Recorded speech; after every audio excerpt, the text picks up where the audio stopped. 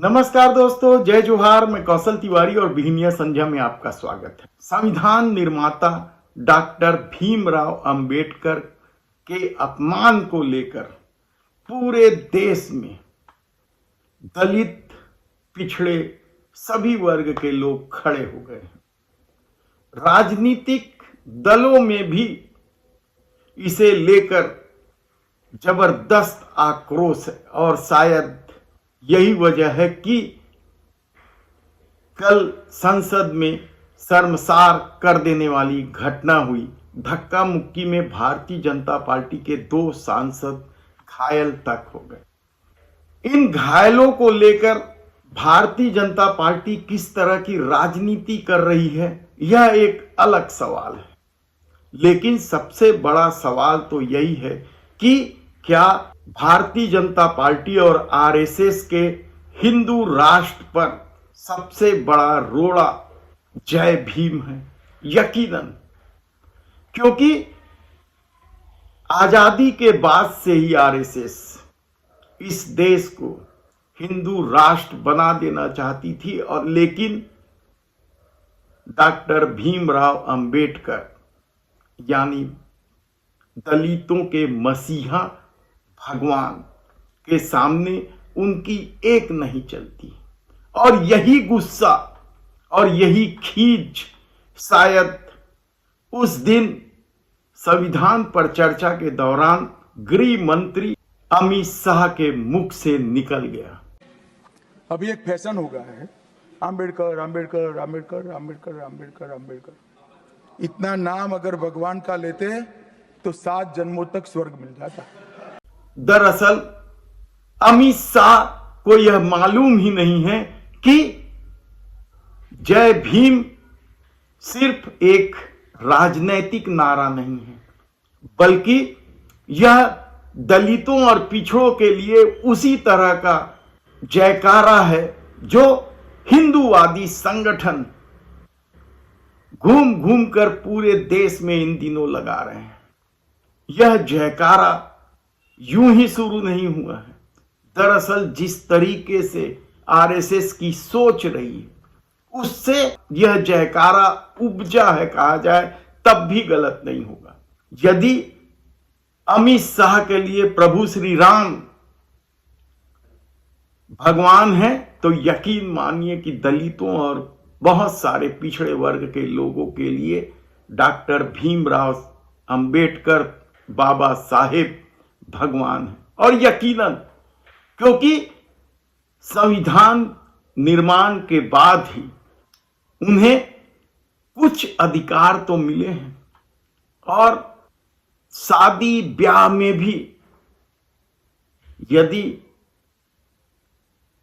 7 फेरे लगाने की बजाय इस देश के बहुत बड़ा तबका संविधान शपथ लेकर शादी संपन्न करता है तो फिर जय भीम के सामने क्या हिंदूवादी ताकतें ठहर पाएगी? नहीं ठहर पाएगी। जय श्री राम के नारे का जवाब जय बजरंगबली तो हो सकता है, जय भोले भी हो सकता है और ऐसा होता भी रहा है, लेकिन जय भीम का जवाब हिंदूवादी ताकतों के पास नहीं है। और शायद यही वजह है कि जब संसद परिसर में जय भीम के नारे लगने लगे तो भाजपाई गुस्से में आ गए या प्रदर्शन करने पहुंच गए और रास्ता रोकने लगे उन सांसदों का जो मकर द्वार से संसद के भीतर जाना चाहते थे। और इसी आपाधापी और धक्का मुक्की में 2 सांसद घायल हो गए। भारतीय जनता पार्टी इस मामले को लेकर हंगामा शुरू कर दिया है। विपक्ष पर गुंडागर्दी का आरोप लगा रहे हैं, लेकिन हकीकत तो यह है कि केंद्रीय गृह मंत्री अमित शाह ने जिस तरीके से और जिस लहजे के साथ और जिस व्यंग के साथ डॉक्टर भीमराव अंबेडकर का अपमान किया है, वह दलितों को बर्दाश्त नहीं है, तो क्या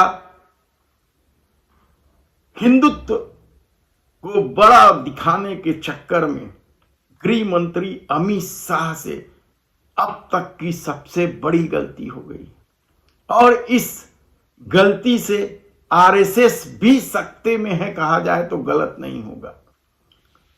क्या अब अंतिम विकल्प बच गया है कि अमित शाह को इस्तीफा देना पड़े और देश से माफी मांगना पड़े?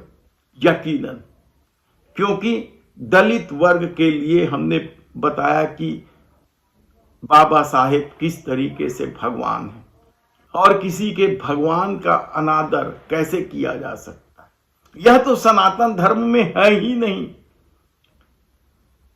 और शायद यही वजह है, आप याद कीजिए यदि आपने रामायण पढ़ा है तो, जब ऋषि मुनि यज्ञ करते थे और उसमें विघ्न डालने वाले लोग राक्षस कहलाते थे, और इस दौर में पूजा पद्धति को लेकर ही विवाद नहीं हुआ है बल्कि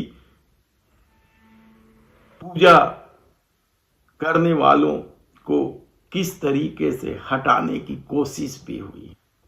ऐसे में भीमराव अंबेडकर यदि दलितों के मसीहा हैं, भगवान हैं, तो इसमें किसी को आपत्ति भी नहीं होनी चाहिए, क्योंकि आज कुछ लोग यदि सामाजिक न्याय के साथ समाज की मुख्य धारा में खड़े नजर आ रहे हैं तो यह बाबा साहेब की ही देन है।